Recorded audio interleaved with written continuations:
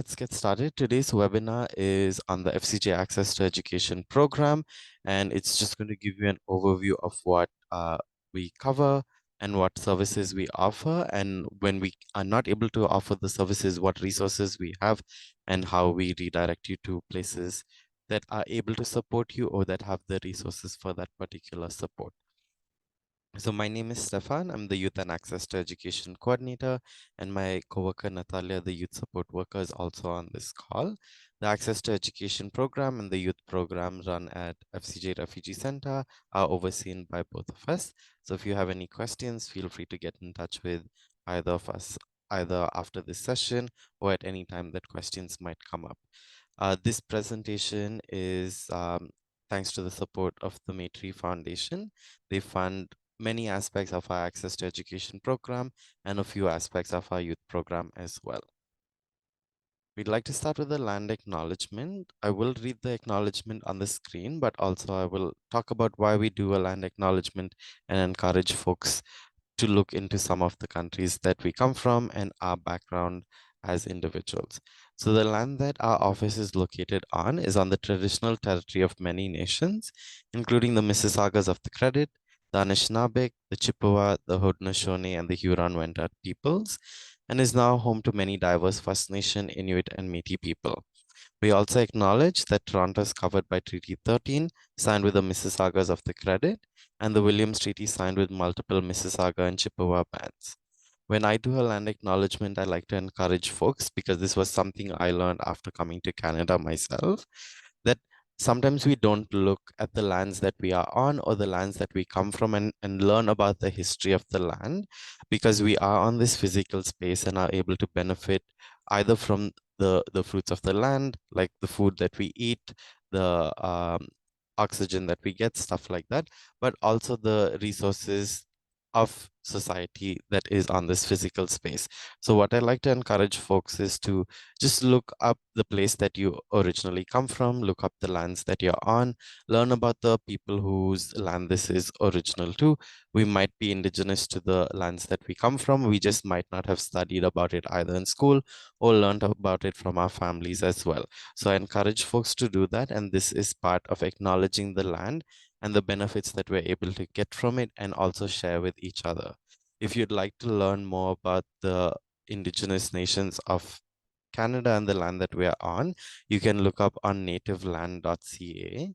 And just to give folks a visual, because when we hear these names, it might seem like they're small, secluded nations outside the metropolitan cities, while yes, in some situations with the reserves are not in the metropolitan parts of the city, and they might be smaller, might have smaller groups of folks living on the reserve.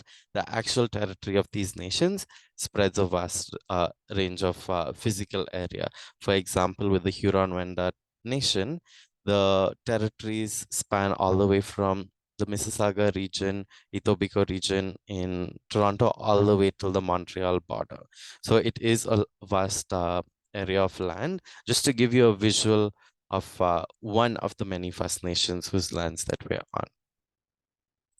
Now, oops, this might not be updated of the overview. We'll just be going, we completed the land acknowledgement.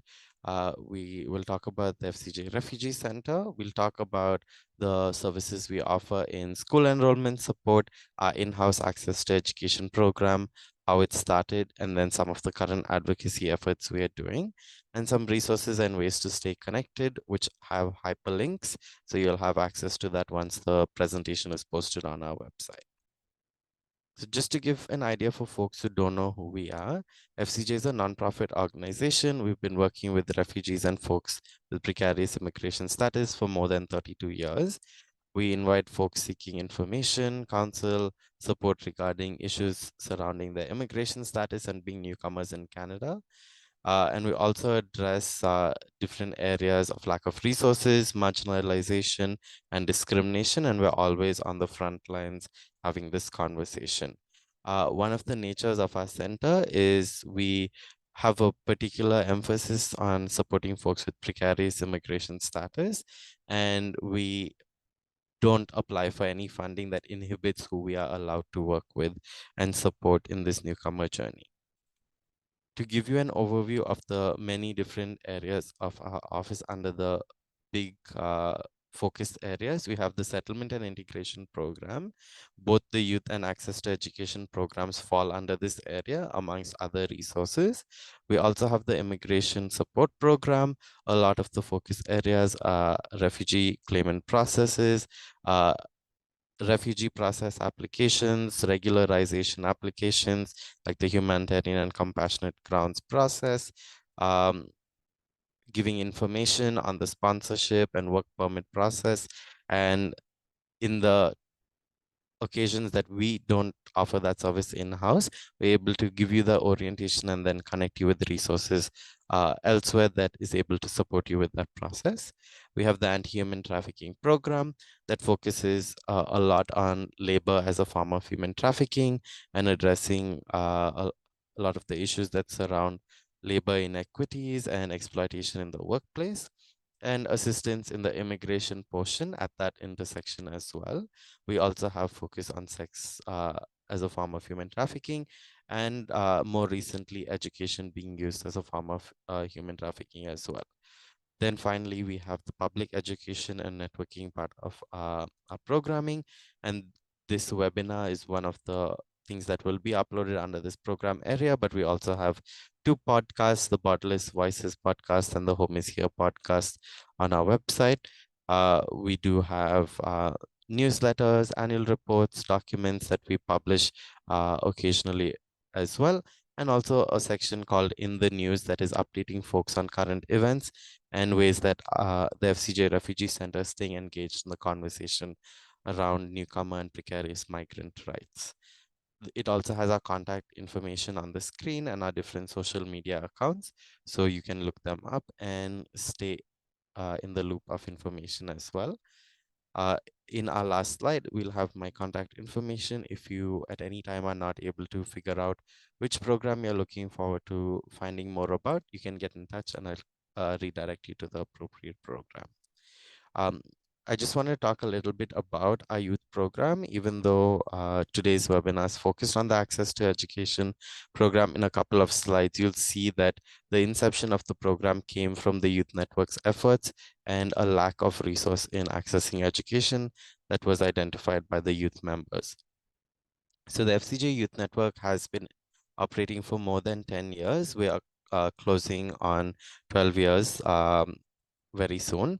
And we have supported more than 400 youth since the inception.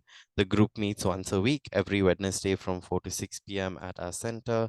And with staff and newcomer advocates alike, we're able to participate on a lot of advocacy projects, outreach efforts, community building, social networking, and gathering within the local community space with neighbors, other newcomer youth groups, other youth groups, and other organizations as well. Many of the projects, like the Access to Education project we've taken on, have come from barriers that the newcomer youth have faced and have identified and created programming to address the immediate need, either in the presence or absence of funding. And alongside the advocacy portion of the youth network, we also have fun community building activities and gatherings like movie nights, family dinner, that's every last Wednesday of the month. We also attend marches and rallies and make sure that the newcomer voice is not just represented by the organization, but is actually represented by the youth's physical presence and the youth voice being directly there.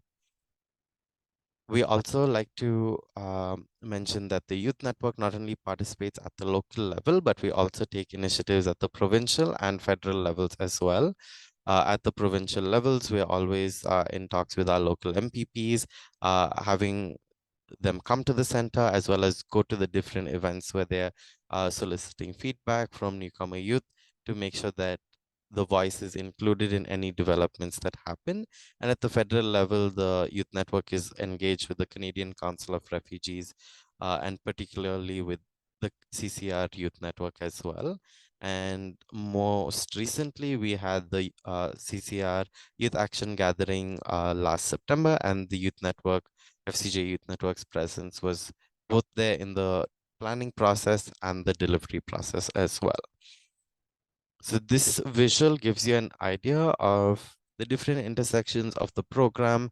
We have the Access to Education program. This overlaps with a lot of the settlement and integration services, the networking opportunities, social activities, the public education and participation as well, the ability to accumulate volunteering hours, either in general or that are school specific, and how the overlapping of our youth Alliance Against Anti-Human Trafficking, which is from our anti-human trafficking program, is always at the intersection of the work that we do.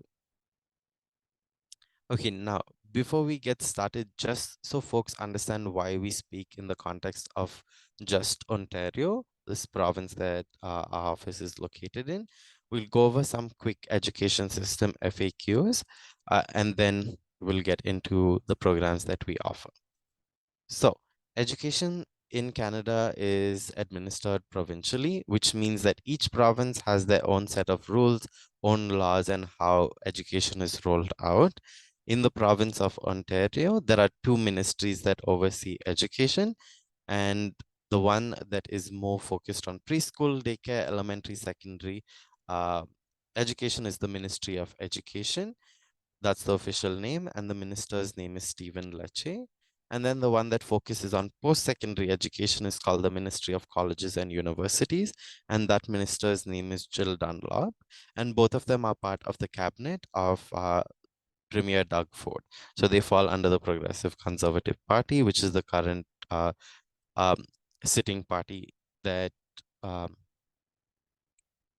decides how discussions are taken, but we also have the official opposition, which is led by MPP Marit Stiles, and this is the way to keep the current sitting government in accountability to their decisions and happenings and discussions that take place at the provincial government level. Now, let's go into the FCJ Access to Education program and look at some of the different services that we offer. So just to reiterate, the FCJ Access to Education program started as an emerging need identified by the FCJ Youth Network. Our in-house access to education program started in 2014, and it was called the Uprooted series. And then under that, the launching of Uprooted U, which we'll talk about in a little while, and Uprooted Junior, then called Uprooted U Junior in 2015, were the annual components of the series. Now the program has grown significantly, and we offer additional supports as well.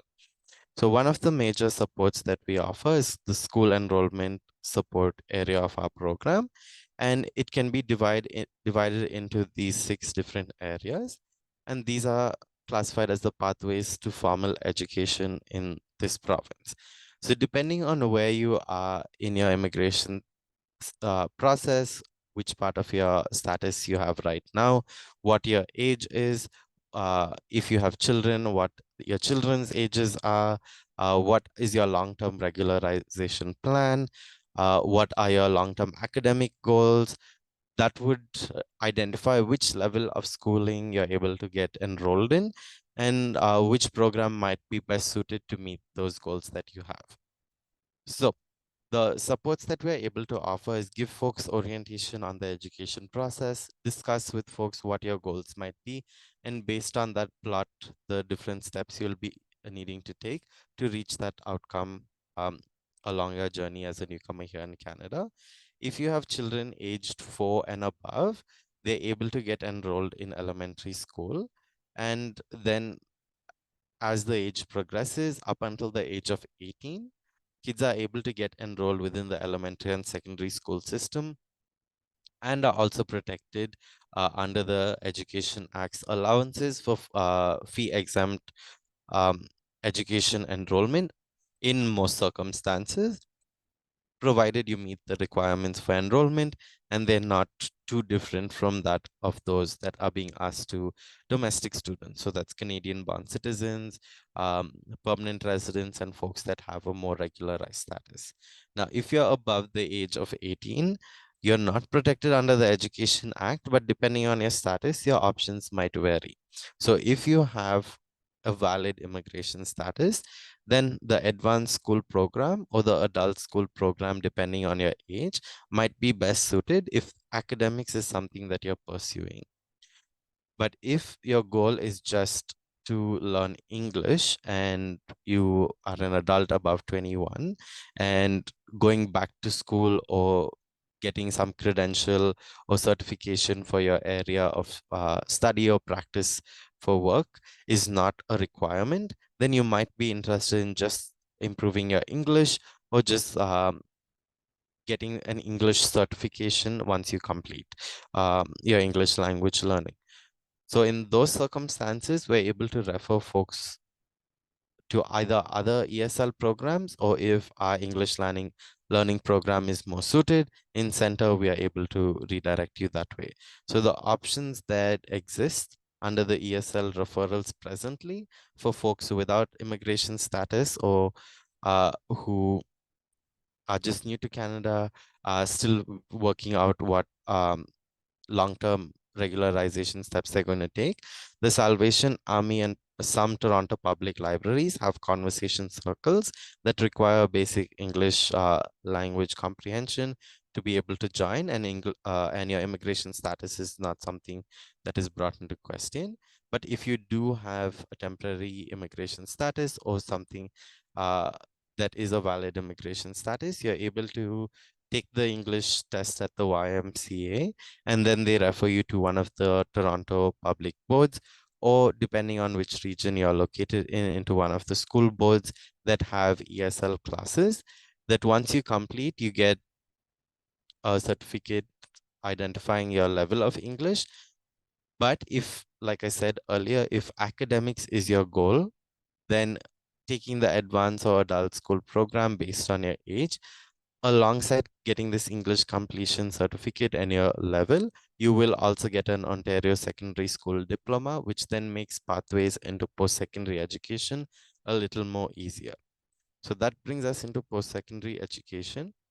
Depending on what your immigration status might be, your options could be college, university, and or an apprenticeship program. But if you have a more precarious status, then we have to look at alternatives or the Sanctuary Scholars Program, which is presently just at university level and currently uh, offered regularly at York University and more recently at Toronto Metropolitan University. So all of these different components might be a lot to absorb and figure out which category you best fall under. So if you have questions in those cases, we welcome you to come by to the office or send us an email or get in touch, and we'll be able to give you a quick orientation, understand your circumstances, and then give you the best options that would fit your case. And once you decide, we'll be able to support you in that enrollment process as well. Now coming to our in-house access to education program, like we learned earlier, the access to education program started as a need identified by the FCJ Youth Network, and that gave birth to the uprooted programs. Firstly, when we talk about this in-house access to education program, it's an alternative to the formal education system, which means that it demonstrates that the government is failing on their part to create these pathways and these necessary avenues for folks to be able to start their education journey and make a solid foundation for themselves here in this new country that we're all coming to.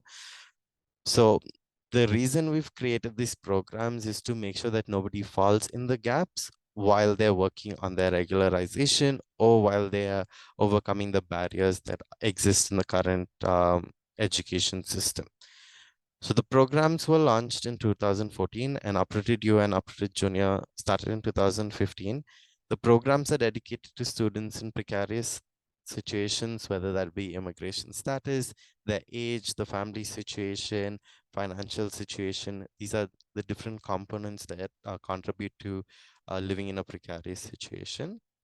Our current uprooted programs include the Uprooted Junior Bridging to School. Our music box program has just concluded its winter semester. It will be starting up in the summer months very shortly. We will have more summer programs coming that will switch out Bridging to School. And these programs are focused on the age range for children. We have Uprooted Youth that has a virtual English class that's for newcomer youth at any level of their English fluency. and it's focused on the age range 13 to 30. And then a highlight of our Uprooted You program, which I'll talk about in our next slide, was the York bridging program that has started. And now it's expanded to Toronto Metropolitan University as well. But all in all, this program has allowed for young people living in precarious positions to realize their dreams and then plot a pathway to long-term success, knowing that the center is supporting them navigating these different challenges that might come up. And in the interim, they also have access to some programs, even though they're not credentialized. It's some way of staying in connection with the education process and the education system as well. So this visual gives you a representation of the full Uprooted series under the 4 different categories we offer, and generally the programs that are recurring under the Uprooted series as well. So Uprooted Junior focuses on the age range of 6 to 12. Our next slide will give you an age breakdown as well if folks want to take a screenshot or have access to that slide. This program is focused on the development engagement of education, creative expression of kids and uh, younger youth under the age of 12. Um, we have 4 offerings that happen. Music Box is our program that has been offered by the Music Box National Charity through their Toronto chapter as an annual program. We have it run from fall semester, which starts in September, all the way till the end of the winter school semester, which ends in April. And the reason we talk about it in semesters is the volunteers who teach in this program are students of the University of Toronto. So it runs alongside a university semester schedule. And that's why our summer month planning is in the process right now. When the spring semester starts, students will be recruited and we'll open our summer programming once again. Uh, the art classes and book club are solely offered during the summer months of July and August. And most of the times, if not always, they're offered by newcomer youth from the FCJ Youth Network. And we're able to keep these academic skills of reading, writing, speaking ongoing during the summer months, but in fun activities like reading books as a group and also doing art activities that reflect the creative expression of the kids. Bridging to School is one of our more recent programs. It has just started in the previous year, and it was to address the issues of kids who are being uh, not necessarily turned away, but there were increased barriers in the enrollment process, and folks were being made to wait for much longer than usual wait period times. Some folks having waited 3 months, 6 months, uh, when they had all the requirements to get enrolled in school, and the kids did not have anywhere to go. They were sitting at home. The families were not aware of the free programs at the Toronto Public Library, but they were also worried about the academic pursuits of their kids. So we started this Bridging to School program that's offered in the elementary and secondary age ranges. And presently, it's a 3-week curriculum as we advocate with the school boards to complete the enrollment process and for the kids to get enrolled when they meet all the requirements.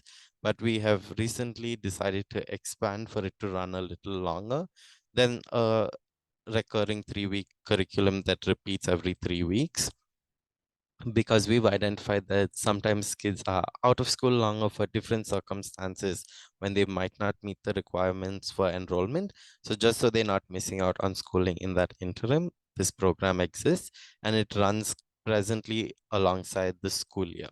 So that would be from September when school starts all the way till the end of June. Then we have the Uprooted Youth Program, which recently reignited. It's ongoing work in our last year. The Homework and Tutoring Club is designed as an after-school support for newcomer youth to get together and support each other in uh, either homework that exists, learning about the education system and how that structure works here, because all of us might not be accustomed to how the education system works in Canada and the province of Ontario. It might not be similar to our home countries. That program hasn't taken off as much in this past year. It has been one that has been done in the past years, but more focused on youth supporting kids and youth supporting youth as well at the same time.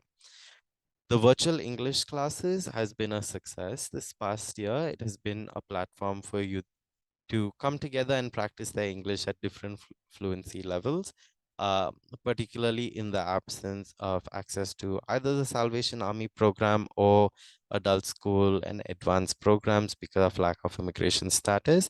It is offered once a week online and towards the end of the work day. So folks are able to get back home if they have school activities. For folks who are not in school, they're able to get together at that time as well, and everyone's able to practice English. So that program has been running alongside the school year as well, and we propose to see it continue once we come back from the summer months and move into the next academic year. The Uprooted Workshops has a different set of programs we offer when anyone reaches out to us and offers to give a series of workshops or individual workshop that doesn't fit the time frame of our youth network sessions. We're able to promote it under our Access to Education series. Once we have a discussion, we vet what the intention of the workshop is, what the outcomes and goals are, and to make sure that there is no fee component or barrier-free access to these services, then we're able to promote it under our Uprooted Workshop series. Playing to Act was a program that we did at the end of last year, which was more in theater skills and just getting that general comfort level with getting into the creative arts side of things. This year around, it's focused on one of our access to education initiatives that we'll talk about in a little while. And we are in the process of discussing a financial literacy workshop to promote under the Uprooted Workshop series. And once more information is available on that, we will share it across with folks. And finally, last but not least, we have the Uprooted U program. And in the past years, it has been offered in academic areas. Most of the iterations were in the area of migration studies. And in the past fall semester from September to December, it was offered in the area of global studies. We are projecting for a successful upcoming year. We are in process of discussing with potential instructors and identifying the areas that they're able to teach. For folks who might not know what Uprooted U is, it's a mirroring of post-secondary education. It's offered in a way to give folks access to the experience of post-secondary education in Canada, offered by undergraduate, graduate students in their particular area of study. So folks are getting this knowledge sharing from someone who has learned the area that they're going to be offering as a class. Even though our program is not presently accredited, it gives you the feel of attending a university or college lecture, doing assignments, getting getting to the comfort level of doing citations and following the APA format for doing that, which most of the colleges and universities follow in this province, and getting used to assignment deadlines, things like that in a committed level, but not a punitive level like it is at the colleges and universities. So just so you get that feel and see if if post-secondary education is something that you feel comfortable with at the moment, or if it's something that fits your life schedule and dynamics before you actually get enrolled in a post-secondary institution, whether that be the bridging program at York University, the direct entry at York University, or at a different college, university, or apprenticeship program based on your immigration status. I know I might be saying some words and some programs that folks might not be aware of. The idea of this webinar is to just be a little more general in that consensus of what our program offers. We have a couple of webinars that are already on our website that are a little more specific to some of these areas, some that will be uploaded very soon, and also some that we'll be doing in the upcoming months. We do one of these webinars every month on the access to education programs, just in case folks have those questions and they might not be answered. We'll get to them in a little while. So this slide is just a visual representation of what I shared of our different programs in terms of age ranges, just so folks are able to put two and two together and understand which program you might be eligible for age-wise, or that your kids might be interested in, whether they are children or youth. And if you have any additional questions, we can come around to that in a little while. So these are just some of the realities of today. With all of this consensus, the criminalization of migrants is pervasive in many networks. Some schools and institutions might be unfamiliar with how to support non-status families, how to navigate these different access programs that exist.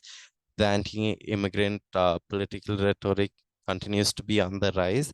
And some of the consequences of this is that it trickles down into the uh, ideation of the general public, and it further marginalizes an already vulnerable population, particularly in the times that we don't have access to this information and these resources like the Education Act or the regulations that allow for you to get enrolled in certain programs or these special access programs like the Sanctuary Scholars and so on and so forth.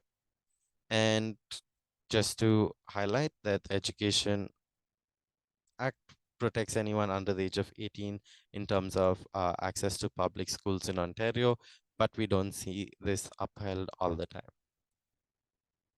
So just to use all of this information to connect you to some of the advocacy efforts that we're doing. So it's not all just the difficulties, but how is FCJ Refugee Center addressing this? How can you get involved and make sure your voice is heard? We do have an access to education report card that we'll be publishing very soon in the month of June. That will be addressing the phase 1 of our update of our 2016 report. But just to give you context, in 2016, the Youth Network did report on the education system, focusing on the transition from secondary school into post-secondary and the lack of opportunities and resources.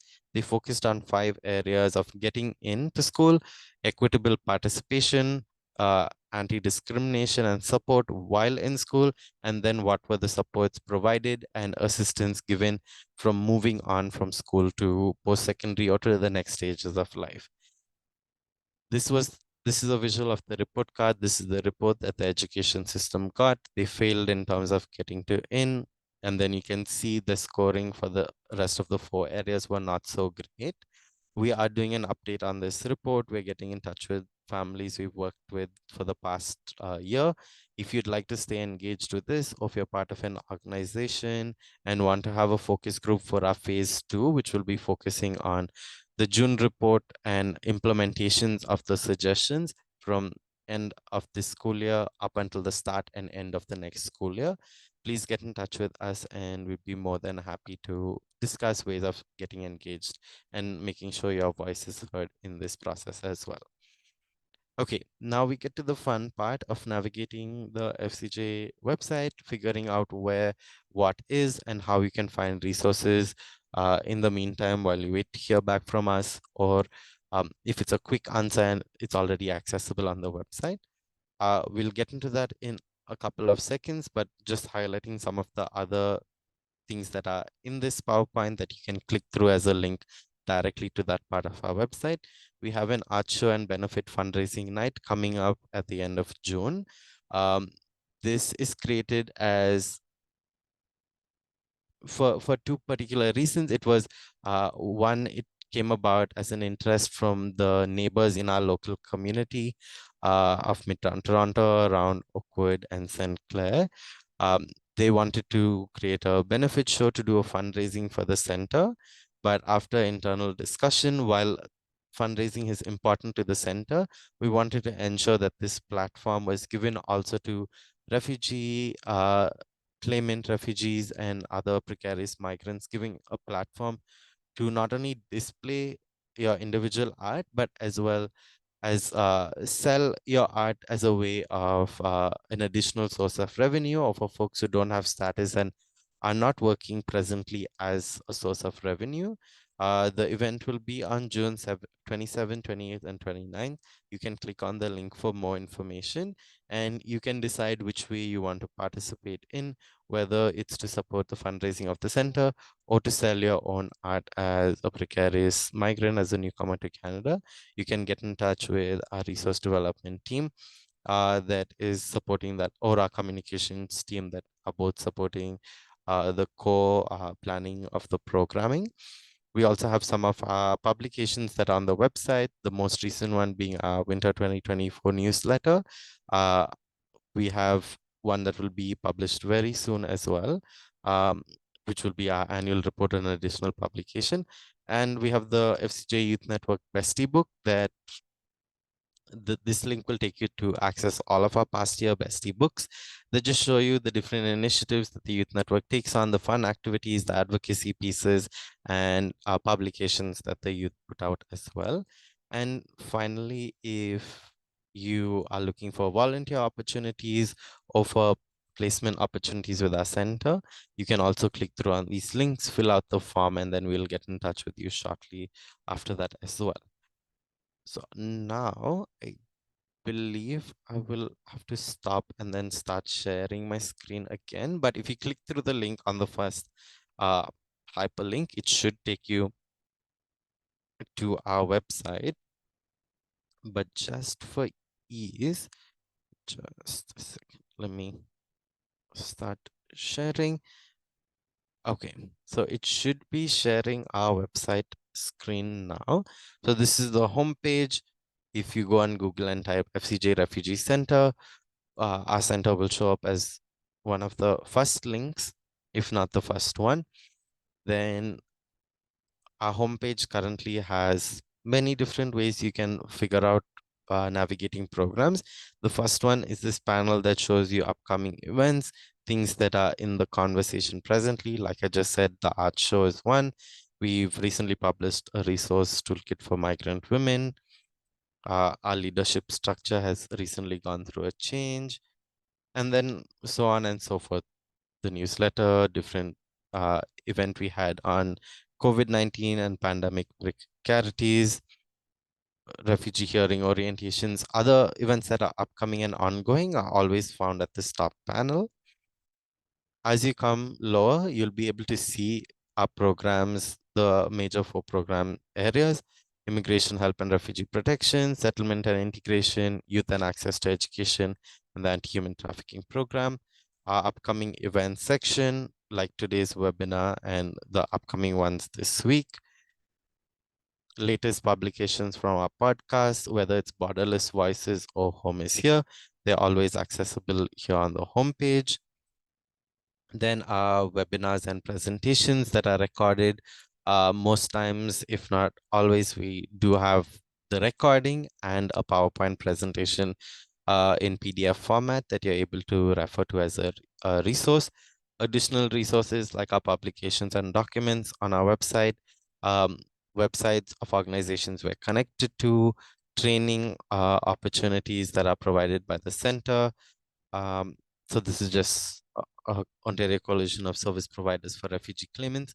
If our center is too far from where you're located, you're able to click through this link and locate something on the map that's closer to you, a different location, and then the Canadian Council of Refugees as well.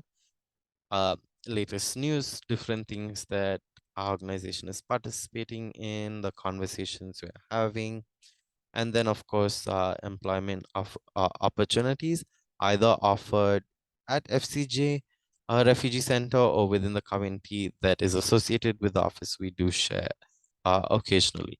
Then on the right hand panel you'll see our social media. Here it's our Facebook, but we also have Instagram and other platforms that you can stay in touch with us on. You're able to subscribe to our mailing list here by entering your email and subscribing, so you get updates. You're looped in on volunteer opportunities and conversations that are shared out. And quick links to some of the in the news section, podcasts, contact information, and ways to get involved and donate as well. And our land acknowledgement, that's a little longer than the one that we went over at the beginning of this webinar. So that's just a general overview of the homepage, but specific to our program, if you want to learn more about our center, you have all of these sections here, but specific to our program, I would say under the publications and documents section, you can click documents, research, and special reports. This takes you to the full page of the top of the full page of uploads we have. And then if you want to go directly to the section of access to education, you can click on youth and access to education. It'll scroll to the bottom of that portion. These are the current publications we have. Many of them are associated with webinars we've done in the past, but we also have publications that are recently updated, that are archived materials, like these four publications here on the bottom part of the two tiers. So you're able to access these, pull out these resources, read them. If you're another organization, use them in programming as well. It's always accessible on our website. So that's in terms of documents and resources. Now, if you want to find more information on our particular program, you can either click on the General Youth and Access to Education portion. It'll take you to the top of that homepage. There's a short video that gives you a quick overview of the two program areas. Then the first link takes you to the youth program. It explains what the program is, the age range, the dynamics of the group, the demographic of people. If that's something you're concerned about, then we have a video that's a little older, but explains the different areas as well. Contact information on the particular programs, the different support services we offer in that program, and then publications we have under that section. Then it comes to the access to education one. It's a lot of the same information of what we covered today. The email address to stay in contact with our access to education projects, like the report card project which is happening, and then the public education initiatives we do, videos, podcasts, trainings for other organizations, webinars that we offer on our website, workshops that we give to other youth groups, and so on and so forth. There's information on the post-secondary access program at York University that's on our website. It's a little brief section, but it gives you an overview of that program, which is not very accessible on either institution's website presently, and also talks about our updated report card project.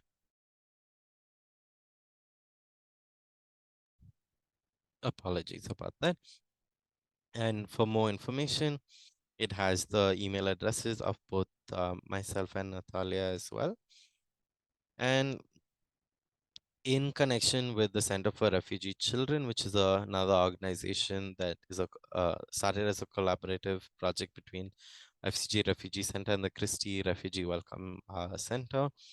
The Center for Refugee Children has been working on a resource, an info hub in the areas of immigration process, refugee claim process, and settlement resources that is in a child-friendly and youth-friendly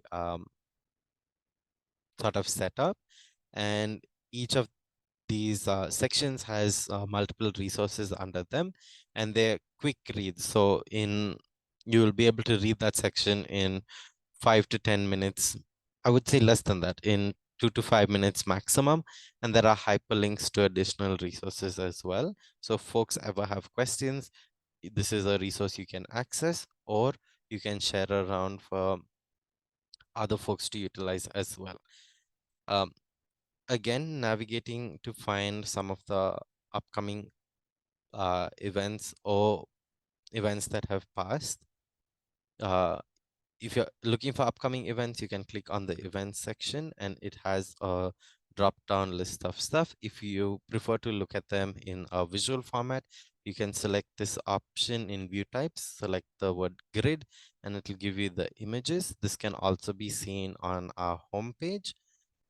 And if you're looking for past events and things that are recorded, you can click on the workshops and webinars section.